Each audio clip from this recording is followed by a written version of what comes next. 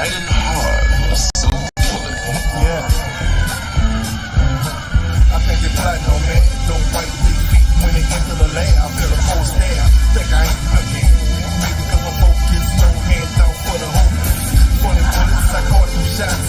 Another piece of the puzzle connected dots. You can find the truth of that and liquor. One more shot to an empty bottle. If she gon' walk there like a model for me, like I can see her intentions all in my soul. At a time we were just friends, with advice in hand. That's special, I was dead broke. Most think I know, don't take my words. Just back and get you that raw dough. Just back and get you that raw dough. Back and get you that raw dough. To the people that listen to my people, they know that I do care.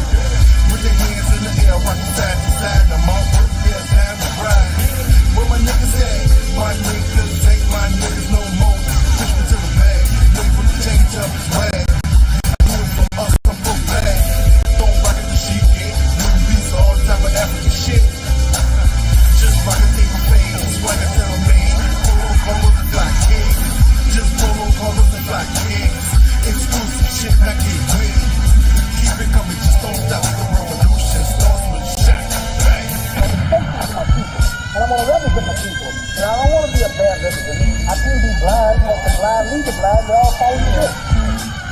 Now my mama said, baby, I ain't like you got sense. They act like I only act right for Lent. Been living in purgatory, brown nose of the heaven. Not sure if I'm getting in, cause I ain't paid the reverend. Who looking at me when I ain't looking, judging my character? I can't put down my guard on this planet, back in the camera. Ready for my close-up, the lens gets bigger. Won't play me on BET, cause I am not a nigga. My heart is like a powder keg, ready to explode. Smell like strange food, cause I'm America's cologne. It started with the hello, think you're a nice fellow. You're ballin' like Carmelo, we treat you like a fellow. LARs, we the stars, turn a rapper to a prophet. Bulletproof 306, keep your hands in your pocket. Jordan rules for my life, you can tame them, can't stop them. I'm niggas sky high, so the clouds can't travel. My life is like a miracle, my words are just imperial. I'm edible, I'm audible, I'm digital, I'm visual. Spit like Komodo, go like Bruce Lee, boy, beating the mean as bad as Mopo in the dojo. Life is so amazing and raps like Jesus. They said hip-hop is dead, but today look like Easter.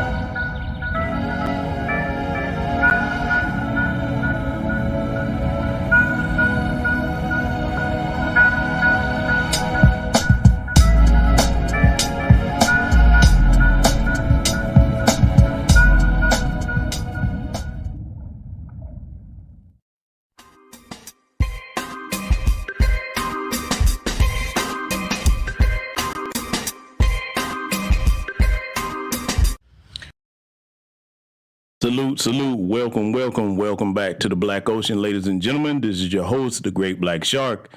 And yes, you saw the thumbnail. Today, we got to get into the business addressing this new species, French-speaking coons. Oh, yeah, we got to go in, family. We got to go in and deal with this because most of you probably know the types of French-speaking coons that I'm talking about. The we is our own worst enemy types. And I'm going to play something here and we're going to break this down.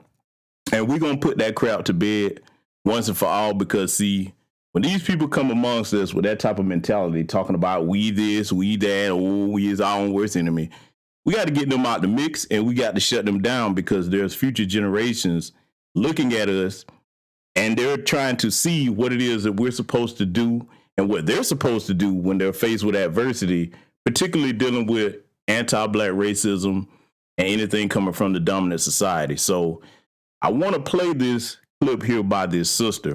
We're going to analyze this and we're going to break down a couple of points here because, see, there's just far too many amongst us of our lineage and the Tilda class with that we this, we that, all this French. We finna have to put a stop to that. So with that said, I'm going to play this. I want y'all to listen to this. We're going to analyze what the sister's talking about. I need y'all to realize like how fucking harmful this is.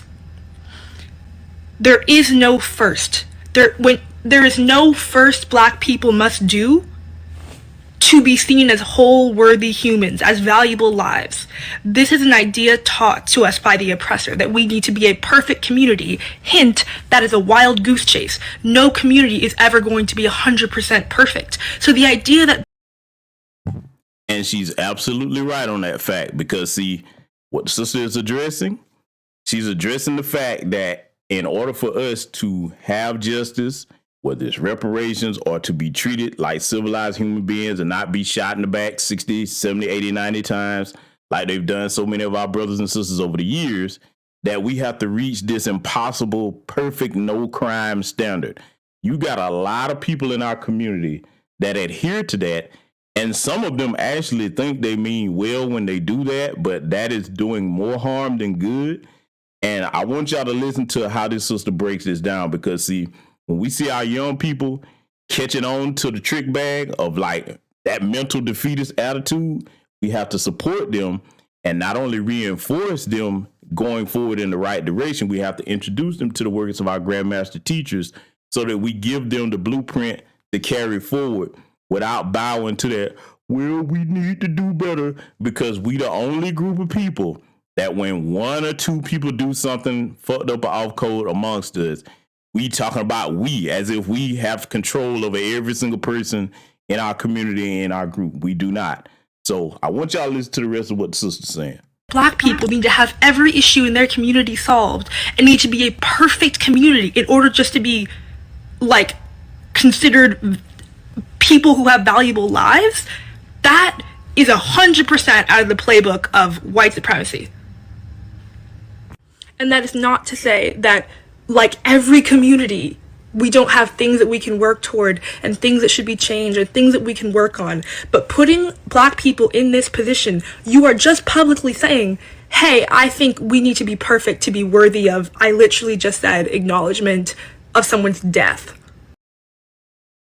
Salute to everybody that's coming in. Salute to my brother Black Voltron in the chat room. Welcome, good brother. Welcome. We're doing some streaming over here on the secondary channel. Here's the previous broadcast for an explanation of what happened. But I want to get back to what the sister was saying here because, see, that mindset that a lot of our people have where we have to always take accountability for what some goofy, dusty clown amongst us does. We're the only group that does that. And see, I'm going to tell you something else too, family. One of the problems with that is the dominant society recognizes that type of mental abuse amongst us and they cultivate it. They spend billions every year.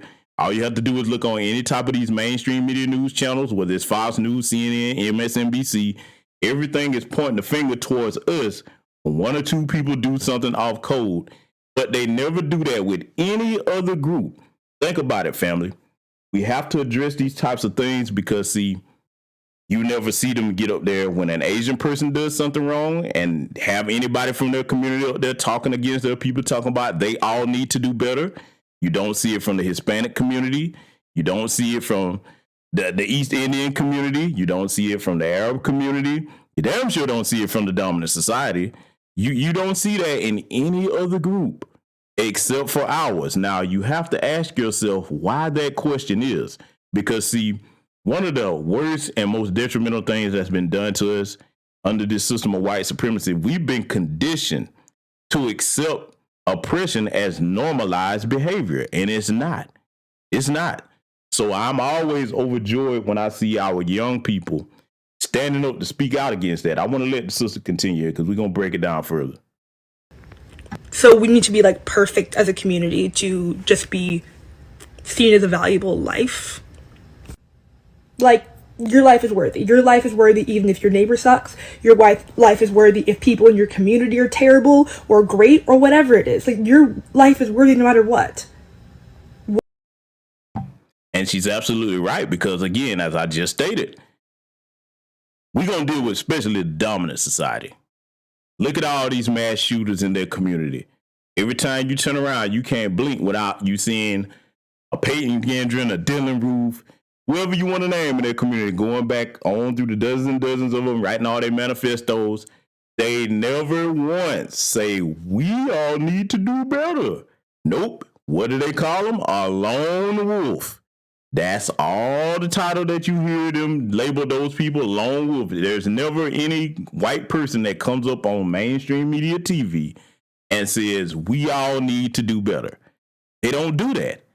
And if a white person tried it, they would immediately shut that person down. They're like, don't you put that on the entirety of white society. You see what I'm saying, family? And see, when you see people amongst us addressing the internal issues of our community, yes, there's always room for improvement. We don't sweep the issues in our community under the rug. We care about our people. We want to produce justice amongst our people, just like with the situation going on with our sister Shanquella Robinson. Black people want justice in there. We don't want the people that did that to that sister to get away with it. We don't at all. And see, there's this myth that people keep saying, well, when something happens to y'all in the y'all community, y'all don't march or protest like you do for the police. And see, this is what you tell those Simple Simon people. You don't have to march in the streets when somebody does something to a black person, another black person, because that person is going to get punished. It's these race soldiers and people in the dominant society and the groups that are classified as white. That's where the protests come into play. See, people that use that excuse talking about we not protesting when something happened in our communities, they know they're being disingenuous.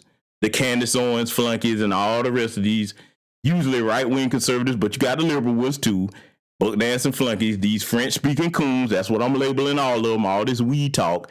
No, we finna put a hard stop to that weed crap. But I want y'all to listen to the rest of the sister right here. Why is that confusing? So yeah, if I'm saying you are someone who likes to post, you know, a musician for clout and associate yourselves with them on social media, the least you can do is acknowledge them as a whole person if they passed away. If you are already that kind of person who puts that out there. Obviously, if you're not social media user, I understand. Or you're not a public consumer of their art. But if you're a public consumer of their art, you could acknowledge them as a human. But by saying this, and so many people are saying something like this, thinking they're so clever and we're holding ourselves accountable. You are just telling the entirety of TikTok and the comment section in America that you have bought into this idea that your life is not worthy until we can fix every single problem. Show me one community that's fixed every single problem. And she's absolutely right. Once again, every other group commits crime. See, when they started talking about that we is our own worst enemy talk, and you got these old Sambos buying into it for a check, okay, they don't look at, okay, these other groups, they do just as much, if not more crime than black people. See, the only reason it appears that we commit more crime is because they underreport the crime from the dominant society and in other groups. That's exactly what they do. So the next thing you know, all the numbers are skewed with like, oh, black people are doing so much crime, when in reality, they sweep things under the rug in their community. And then also, they don't punish people in the dominant society the same way they punish black people. We all know that, okay? You name the equivalent of a Brock Turner. Name the black equivalent of a Brock Turner. Name the black equivalent of a Kyle Rittenhouse. I could go on and on. Name the black equivalent of those that are allowed to take people's lives or commit violent crimes, sexual crimes against people, and then the judge say, I don't want to ruin your life, and the judge act as a defense attorney in their trial. Name the black equivalent of that. Our brother Tariq Nasheed called it very correctly during the Kyle Rittenhouse trial, which was a very important piece of history. That boy had $1 million worth of whiteness. You cannot buy that type of legal defense if you are a multi-millionaire or a billionaire as a black person. You can't buy that kind of defense. White supremacy itself is currency. And see, what this sister is speaking on right here, a lot of old Sambos need to listen to this and pay attention, because, see, this is why those of us that are older, that are on code, have to reinforce this positive mindset in our young brothers and sisters like her. Okay, because these old, decrepit, cowardly coons will tell them that, it's all their fault. When in reality, here's a question that I want all young people to start asking these old Sambos, right? Whether you're listening to this live or recorded, anytime an old Sambo comes around and starts talking about that we talk, the French-speaking coons, ask them this question. Since they have so much information on what everybody in our community is doing wrong and we the problem and we our own worst enemy, ask them what have they done to combat white supremacy directly. Not for people of color, not for everybody. Nope. Ask these old Sambos, especially Congressional Black Caucus, the Congressional Black Caucus, as I like to call them. Ask them what have they done and taken the time to put together legislation to help our people. They don't stand up when anything happens to our people. The only way you see these old Sambos, and we're going to get to one in a minute here, the only way you see these old Sambos and Sambits on TV when it comes to something happening to our people, they come on TV talking about forgiving people before there's even any type of justice produced. That's the only time you see them. And see, we're going to have to excoriate them every chance we get and make sure we reinforce the positive mindset in our young people speaking like this sister right here, because she has it right on the money. She's not off base with nothing that she's saying. But see, the old sellout crowd will try to browbeat them into saying, just duck your head, don't talk like that. Mouse don't want to hear that. A bunch of cowards, man, that just threw in the towel. I'm not talking about all of our older people, because there's a difference between olders and elders. But see, this whole mindset where every time something happens, it's our fault and there's never any punishment for the people that are victimizing us. According to the FBI crime stats, all you have to do is look at who year after year, go on back and look at those crime stats going back 25, 30 years, who has been the leading victims of hate crimes. It's black people. No other group comes close. Yet we see the Asians with a whole hate crime bill ahead of us. See, these are the things that are unacceptable when it comes to these old Sambos. But I want y'all to hear what the rest of the sister has to say here. Show me one community that's free of crime. It doesn't exist. So you're putting yourself in an impossible situation to gain, basic human worth. It's a trap. It's a fucking trap, and you're falling for it. I'm so sick of this, my God. It's a fucking trap. These kind of comments. I'm not saying thinking that we need to solve things and hoping for better. I'm saying these kinds of fucking comments, thinking that you're smart and helpful. It's a... And let's read that comment, right? Let's read that comment. Because, see, here's the thing about how evil and demonic and diabolical the dominant society is. They will victimize our people, then turn around and tell us it's our fault that they victimized us. Okay? They blame us for our own. Do you know what type of mental abuse that is to do this for decades and decades upon end until you have some of our people buying into it? Let's read this comment over here. First of all, we need to value our own lives first before asking other people to value it.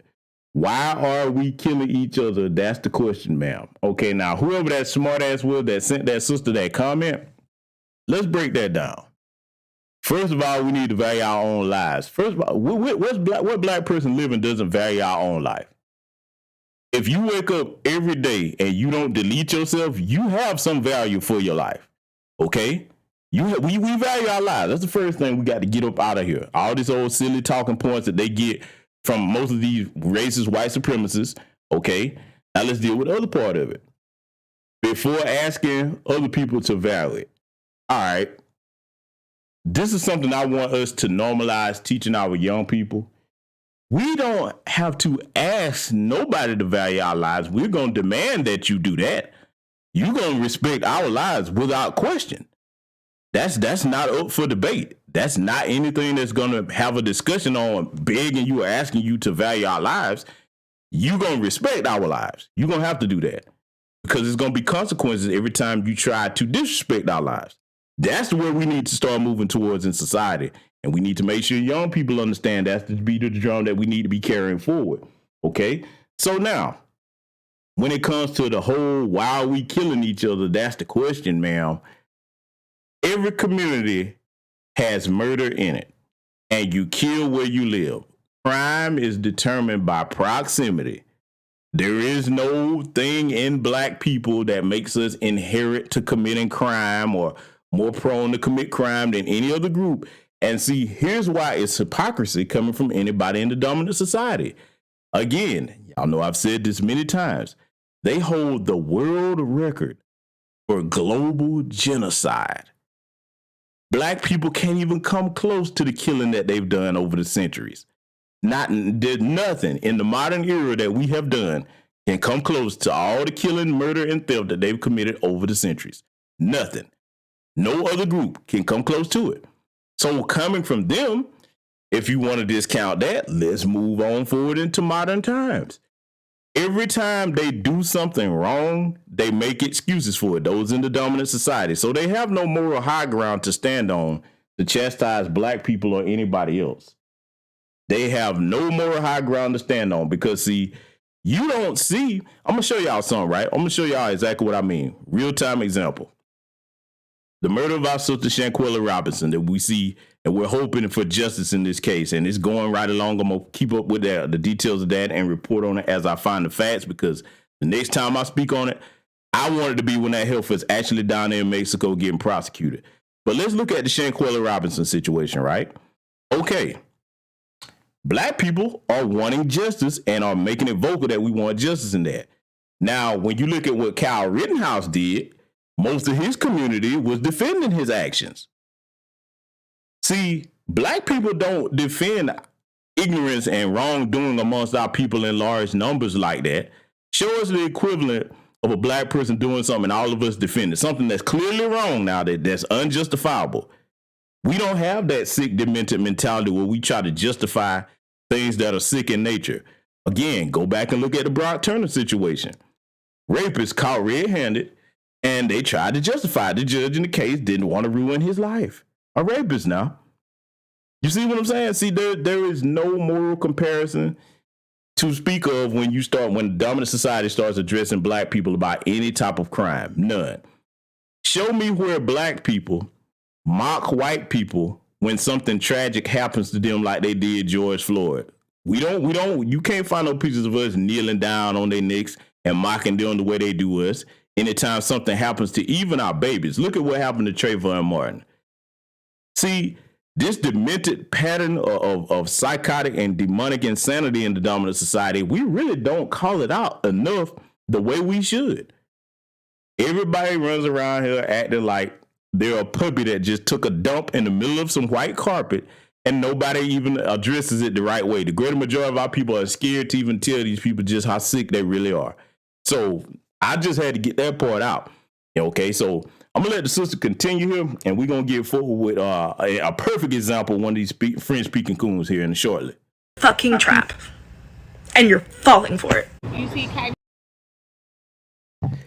Now, yeah. Oh, y'all know I had to include this Sambo right here. I had to put him in here. Yes, sir. The #1 French-speaking coon ambassador, Mr. Al Sharpton. Yeah, I had to use him because, see, there's plenty of them, but this joker right here, man, I got to take it back to when the situation, because it was a much ado about nothing. When the situation occurred with our brother Kyrie Irving for simply posting a link to a documentary, which all the fake outrage came from the small hat community, because they are not going after Andy Jassy, the current CEO of Amazon, they're not going after him with the same fervor. They hadn't given Andy Jassy a list, okay, that they gave for Kyrie to do all these things. They didn't come out trying to make sure that he can't bank anywhere. We hadn't seen none of that yet, right? So I'm including this here for a reason when it comes to this. We talk. I'm going to let Al speak here.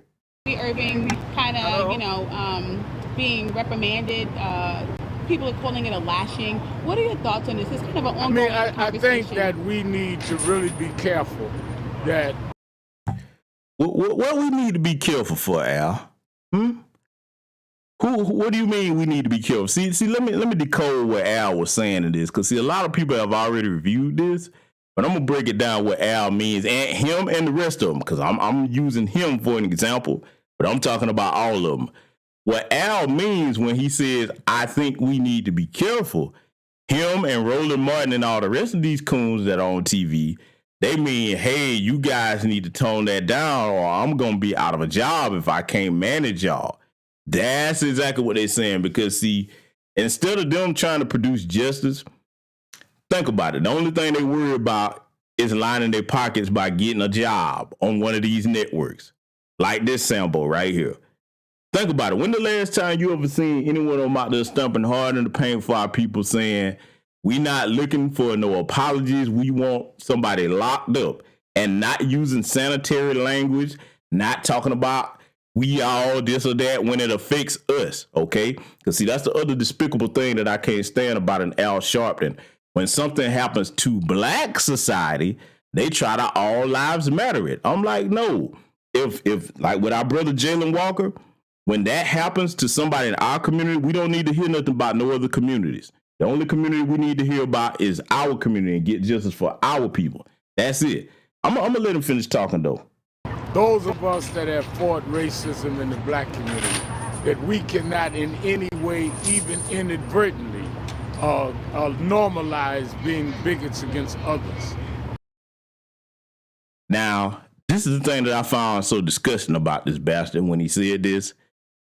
How in the hell is posting a link to a documentary gonna make somebody a damn bigot? See, these types of cowards right here that try to sanitize and buck dance and bow and scrape amongst people in the dominant society to get their favor, we got to get them the hell out from around us, man. They must be castigated and ostracized every chance that we get.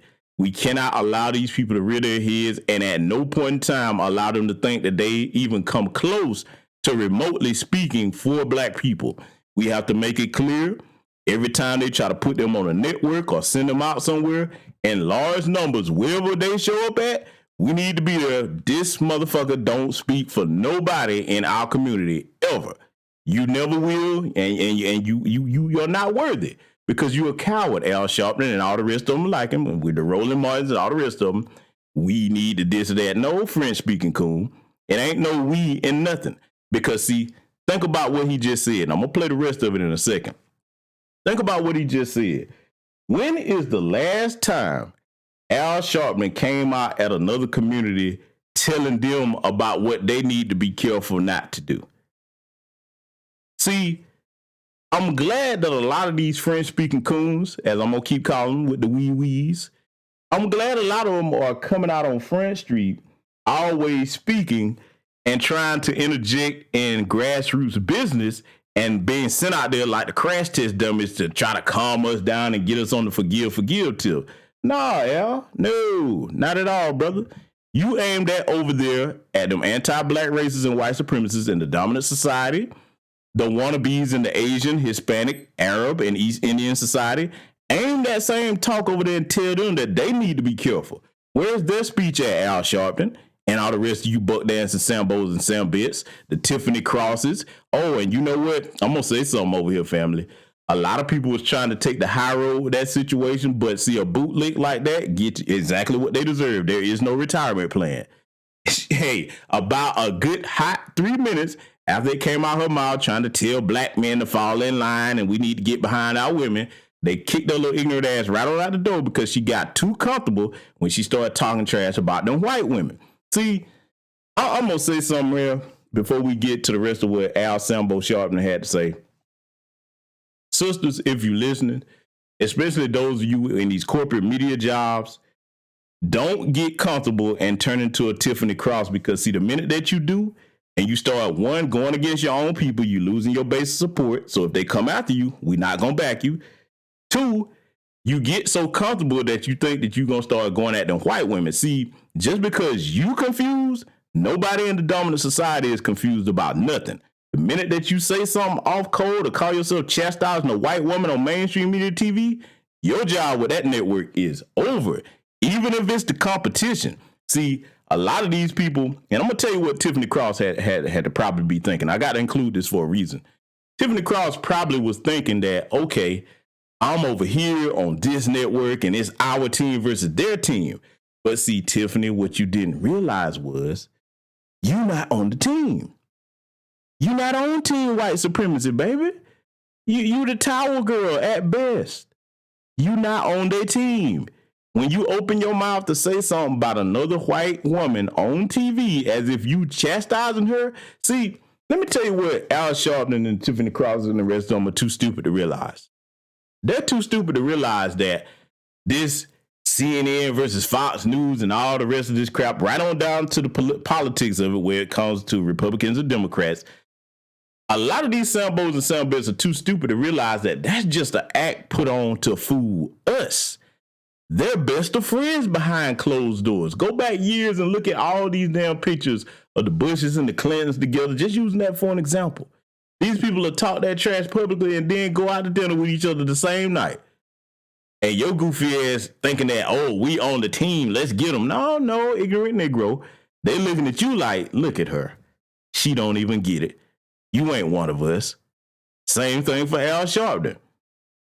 See, that's why when you hear a lot of these tether class coming over here who don't know nothing about nothing and start talking about the left and the right, white supremacy is unified. There is no left and right.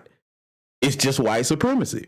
But they keep thinking that one side is better than the other, or one side is the where it's at, and they're so smart because they figured out how many times have we heard this phrase, play the game?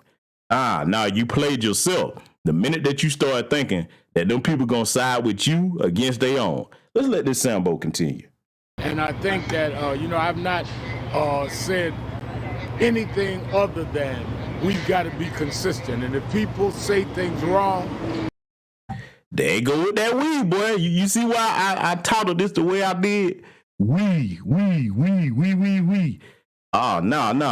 No, ain't no we, Al. It ain't gonna never be no we when we say things wrong. First of all, Kyrie didn't say nothing wrong. And see, again, the question that must be asked of these soundbows, especially those in this age range, when is the last time you chastise the dominant society like that? And go ahead and put the big question to them, like, are you too scared to do it because you know you won't have a network television job if you go after them folks? See, we've been taught in New Black Media many times. The safe Negroes on TV, those are the hand-chosen ones. Those are the non-threatening ones. If they willing to give you a job to be on any one of these television networks, you safe, you sanitized. They ain't worrying about you. Because if you own one of them networks, AL, MSNBC, My Slaves Never Break Character, that's exactly what that stands for. They know that you're not going to ever challenge them. You're a good little raccoon, a good little old striped tail. And he look just like one with a set of glasses on, don't he? He really does. They know you're a good little striped tail that ain't going to bite the hand that feeds you. Oh, no, you'll never chastise them. See, I would love to run into some of these soundboats somewhere in person one day. Boy, I'm telling you, family, if that ever happened, you know the footage is going up on this channel because I will grill their ass to the 10th degree. I mean, but see, this is the thing, though. You got to be in good shape if you're going to talk to these coons, because as soon as you start asking them questions and they realize that you're not a fellow Sambo, they take off skittering and running. They faster out. Look, I promise you that if we entered them into a track and field in the Olympics, they would get the gold every time. All you have to do is put some questions towards them that are black grassroots leaning, take off running. We saw it with that big no-neck buffet boule master, Stacey Abrams. She learned the hard way now. Oh, it was blame black men time. But see, I'm going to say something and I'm going to keep beating this drum. You damn right. blame black men. You better get rid of the blame on code black men for a lot in the foundation of Black American lineage.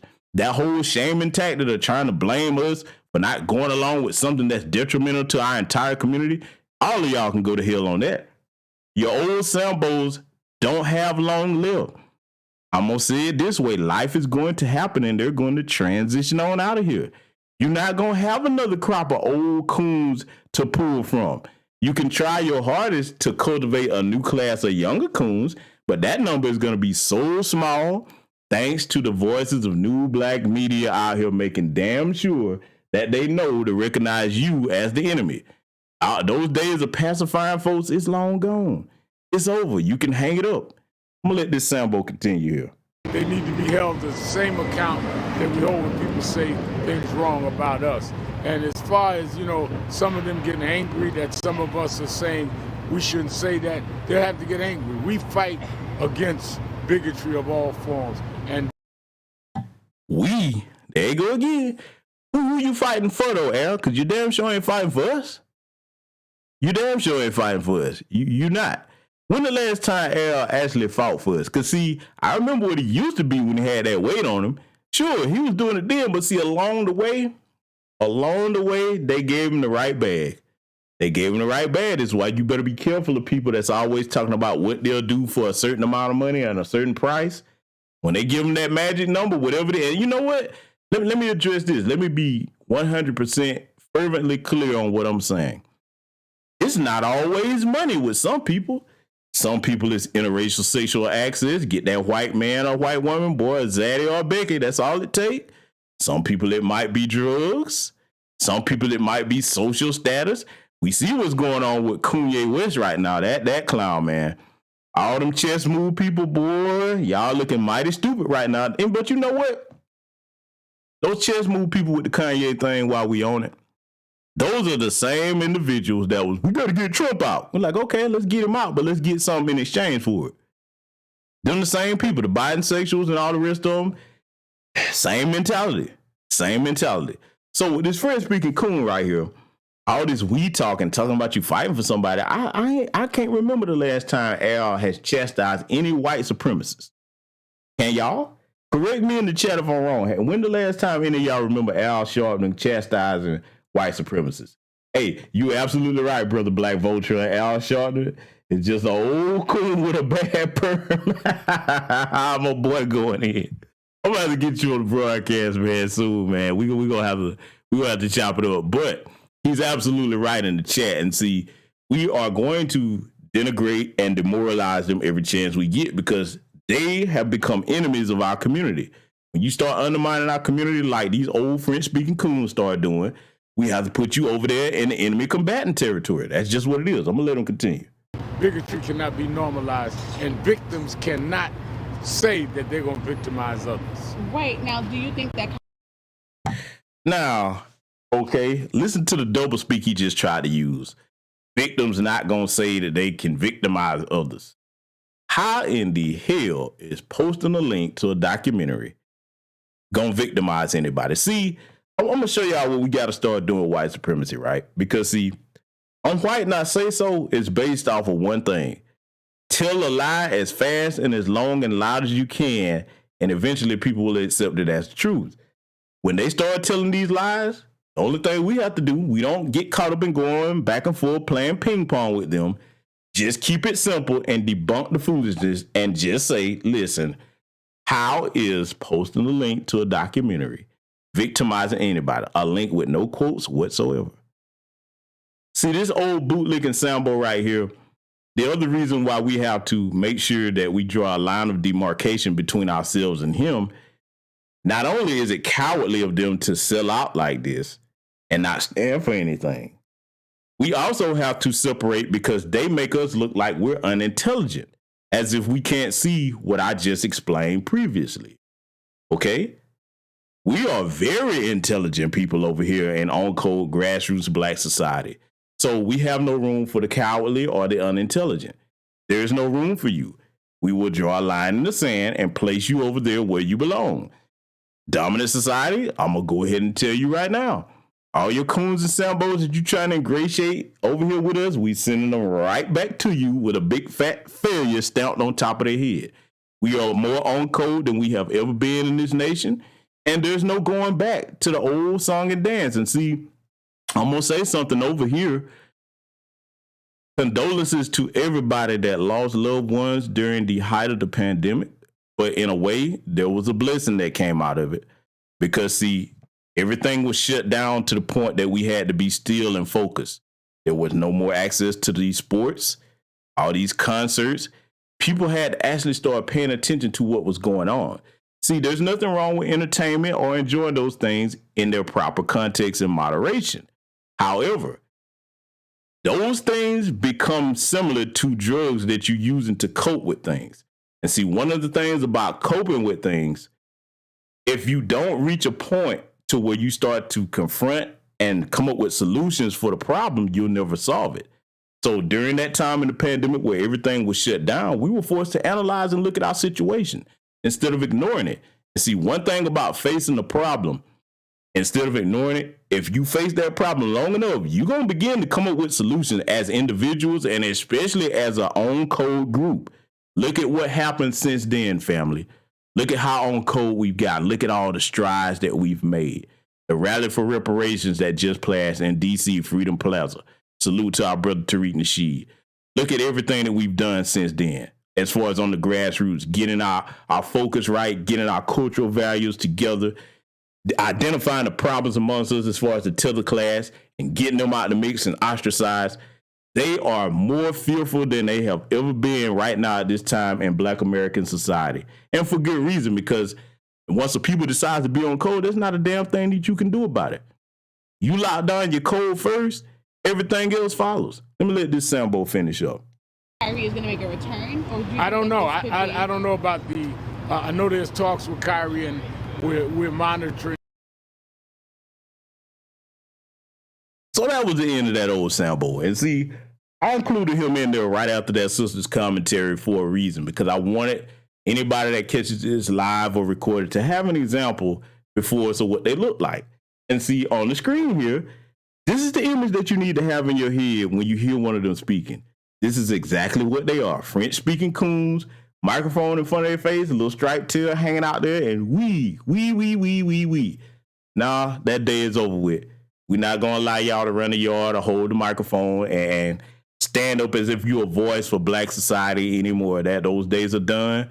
We're going to keep our Black friends' feet on your necks until they break, and we're going to make sure that you have no room at all to even appear to be remotely legitimate in the eyes of Black society. That's never going to happen. It's never going to happen. So, family, I wanted to bring you all this quick broadcast to update you on everything that's been going on with the channel. In fact, the business why y'all are here, I want y'all to get ready to go ahead and subscribe to my Rumble channel. That's right. Your brother the Shark is going to be rumbling some truth.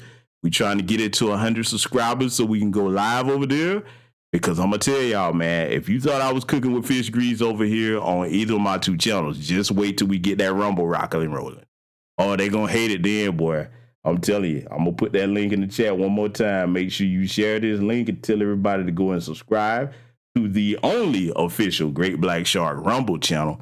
And with that said, ladies and gentlemen, I want to remind you also to get ready to participate in the Arutisuse run that our sister Dr. Kenny is holding. I'm going to put the link in the chat for that as well. If you want to participate in it, click this link and sign up. You can participate either down there in Florida or virtually. Okay, it's good to keep in shape. We got to stress the importance of health in our community, because the white supremacy, we have to be on point every single day of our lives dealing with this as an on-code unit. And that's another way for us to get ourselves together, to engage in healthy activities like the Arutisuse run, to make sure that our people are ready for whatever. So with that said, I'm going to close the broadcast. Salute to everybody that came through. Stay safe, stay ready. See you all in future content.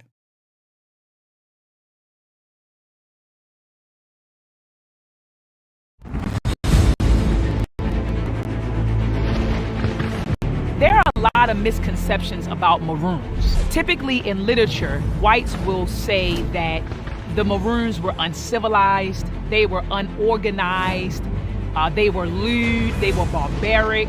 These were the people who lived in the bush. There is no other group on the planet Earth that have taken on the devil the way we have, in his own house. Some estimates say that there are about 50,000 Maroons that you can find per year throughout the Americas. The Great Dismal Swamp was an area between that Virginia, North Carolina, the eastern border area. This was a popular area for a lot of not only runaways, but natives. A lot of the black natives hung out there. The Gullah Geechee were known in that area. Because that's who we are. You can put us anywhere in the world. We are survivors. If you are really tapped in with your environment and you become one with that ecosystem, right? You know what I'm saying? That ecosystem begins to work with you. We were robbed of our definition of who we were, which is our nationality and our tribe. And we fell into the description of what we were from someone else's eyes. Resistance is not just about not only violence and physically fighting back, but there has to be resistance literature, resistance language. A whole 2 detachments of U.S. soldiers got mowed down by the Black Seminoles. They destroyed an entire U.S. military force. Out of 110 people, they killed 108. That's damn good shooting.